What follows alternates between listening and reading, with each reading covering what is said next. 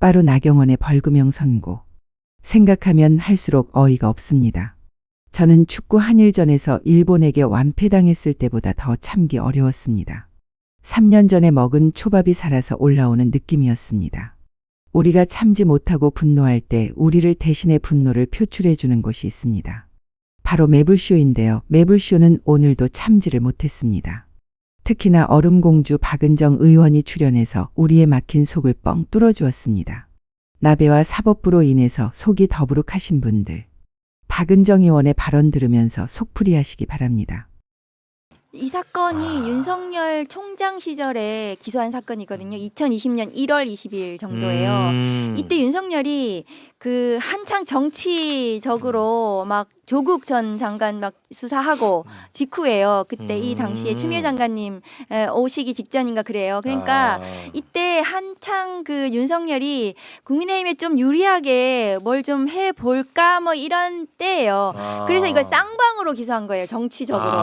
사실은 이건 민주당 국회의원들은 정당 행위입니다. 왜냐하면은 국회를 무력으로 입법 행위를 방해하는 국민의힘에 저항해서 민주당에서 어쨌든 이 법안을 접수시키려고 했던 행위이기 때문에 그것은 기소해서는 안 되는 사안이에요. 근데 이걸 쌍방으로 기소한 게 윤석열이에요. 그리고 나경원 의원이 여기에 주동자입니다. 가장 구형이 높아요. 그렇습니다. 보시면은. 그런데 이게 모든 사건의 기준을 양형 지금 이용 의원님 말씀하셨다시피 특수가 들어가면은 벌금이 안 나와요. 서부 폭동 보세요. 서부지법 폭동에 전부 특수 들어간 거예요. 특수 건조물 침입, 특수 공용 물건 송상 이게 전부 다 실형이 40명이 나왔습니다.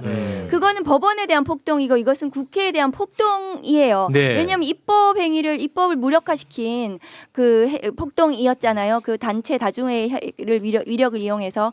그러면 근데 저는 이게 나경원 의원을 기준으로 법원에서 양형을 정했다고 생각해요. 법원장의 사모님이잖아요. 그러니까 법원장의 사모님을 어떻게든 의원직을 박탈시키는 양형을 선고할 수 없는 거예요. 법원 차원에서. 그런 것 같아. 그러니까 제일 주동자를 벌금을 해버리니까 그 밑에가 전부 다 벌금으로 들어갔고. 그리고 또 하나는 법원에서 지금 사법개혁이 지금 국회에서 진행이 되니까 사법개혁에 저항하기 위해서 우리 나경원 등 국민의힘 지켜야 돼. 국민의힘 지킴이로 법원이 전락했다고 저는 생각합니다.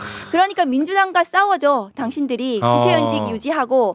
저는 그런 의미의 판결이고 이런 봐주기 판결 특히나 이 특수공무집행 방해 국회 선진화법 위반한 그 국회법 위반 이것은 굉장히 중대한 형이 선고돼야 된다라고 생각을 합니다. 이거야말로 이제 그 검찰의 그 향소 기준에 따르면은 형종이 바뀌었거든요. 그러니까 그 징역형을 구형했는데 벌금이 나왔잖아요. 이것은 항소해야 되는 사안입니다. 이 건은 그러니까 대장동 사건은 항소해도 되고 안 해도 되는 재량하에 있는 사건이고 이 사건은 항소를 해야 되는 사건이에요.